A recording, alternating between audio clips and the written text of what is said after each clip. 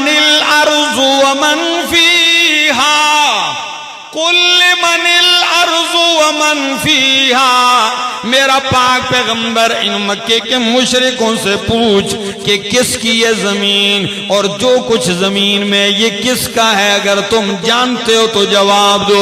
سَيَقُولُونَ لِلَّهِ،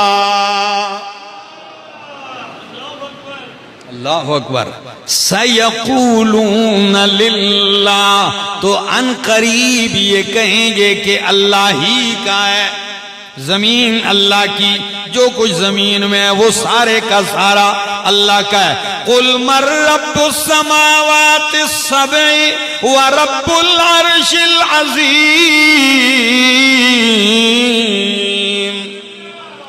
میرا پیارا پیغمبر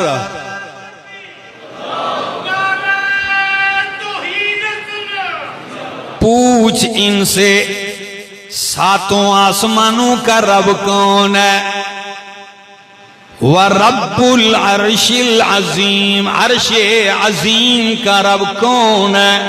میرا پیغمبر ان مکے کے بت پرستوں سے پوچھ، تو قرآن کہتا ہے سَيَقُولُونَ لِلَّهِ، وہ کہیں گے کہ آسمانوں زمین بلکہ ساتوں آسمان عرش عظیم کا رب کون ہے؟ جو مانتے ہیں بولو کون ہے؟ وہ یہی کہیں گے کہ اللہ ہے۔ بلکہ اگلی آیت پڑھنے لگا ہوں، ذرا قرآن کیا کہتا ہے؟ قُلْ مَن بِيَدِهِ مَلَكُوتُ كُلِّ شَيْءٍ وَهُوَ يُجِيرُ وَلَا يُجَارُ عَلَيْهِ إِن كُنتُمْ تَعْلَمُونَ، میرا پاک پیغمبر ان مکے کے مشرکوں سے پوچھ، مَن بِيَدِهِ مَلَكُوتُ كُلِّ شَيْءٍ، کس کے ہاتھ میں ملکوت کل شیء، ہر چیز کا اختیار کس کے ہاتھ میں؟ وَهُوَ يُجِيرُ وَلَا يُجَارُ عَلَيْهِ، اور وہ پناہ دیتا ہے، اس کے مقابلے میں کوئی پناہ نہیں دیا جا سکتا۔ تو جب پوچھ ان سے کہ ہر چیز کا اختیار کس کے ہاتھ میں ہے، پناہیں کون دیتا ہے، اگر جانتے ہو تو جواب دیجئے سَيَقُولُونَ لِلَّهِ، تو وہ کہیں گے کہ پناہیں دینے والا اللہ، ہر چیز کا اختیار رکھنے والا اللہ۔ تو جب مکے کا مشرک یہ ساری باتیں مانتا ہے تو وہ ان آیتوں کو نکالنے یا بدلنے کا مطالبہ نہیں کر رہا۔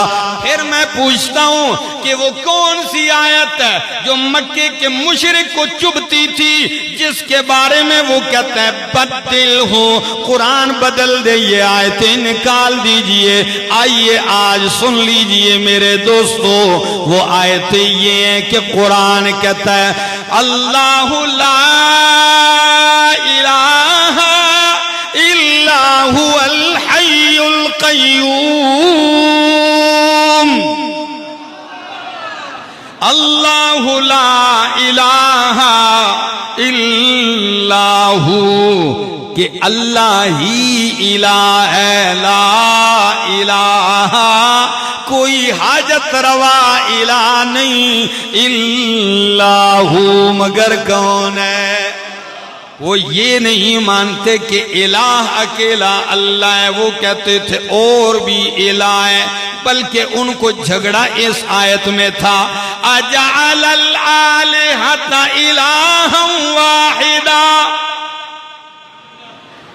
کاش کاش کہ کوئی ہوتا اور قرآن میں غور کرتا اور نتیجہ پا جاتا۔ کیا کہتے ہیں اجعل الآلہۃ، کیا اس پیغمبر نے تمام آلہہ کو ایک ہی الہ بنا دیا؟ سب کو رد کر کے، سب کی نفی کر کے یہ کہتا ہے الہ واحدہ، کہ ایک ہی الہ ہے۔ ان ھذا لشیء عجاب، یہ بڑی عجیب بات ہے، یہ ہماری سمجھ میں نہیں آتی۔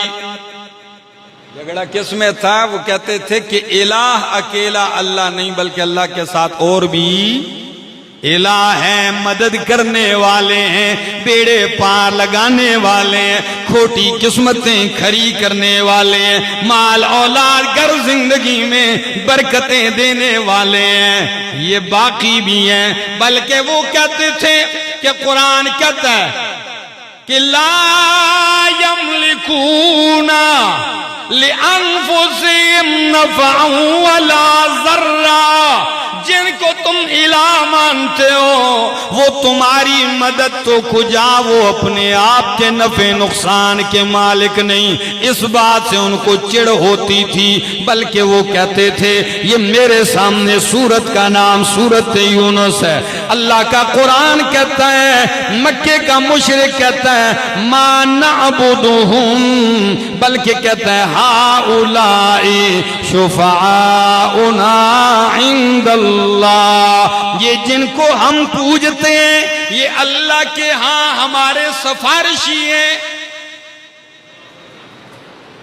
اللہ کو خالق مالک مانتے تھے، لیکن جن کو وہ پوجتے تھے ان کے بارے میں کیا کہتے تھے؟ یہ اللہ کے ہاں ہمارے سفارشی ہیں۔ کیا مطلب ہے؟ کہ اللہ ساڑی سندا نہیں تے انہاں دی موڑدا نہیں، ساڑی انہاں دے اگے تے انہاں دی انہاں دے اگے، یہ ہمارے سفارشی ہیں۔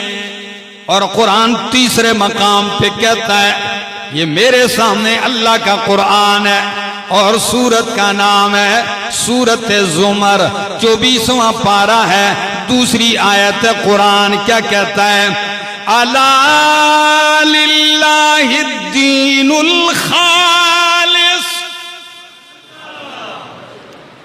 ہائے ہائے ہائے کیا لفظ ہے، الا للہ الدین الخالص، خبردار کائنات والو سن لو، کوئی شفاعت سفارشی جبری قہری، کوئی اللہ کی بارگاہ میں شراکت دار حصے دار نہیں، بلکہ الا للہ الدین الخالص، دین خالص، خالص عبادت اور